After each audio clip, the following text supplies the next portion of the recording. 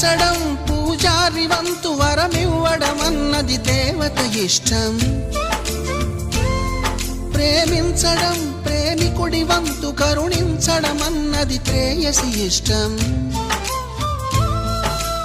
ఎందువల్ల నిన్ను ప్రేమించిందో చిన్ని మనసుకే తెలియదుగా, నిన్ను మరవడం జరగదుగా.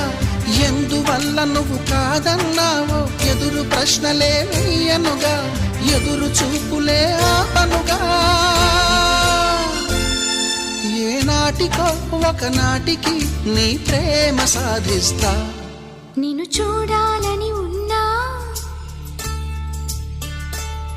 నిన్ను చూడాలని ఉన్నా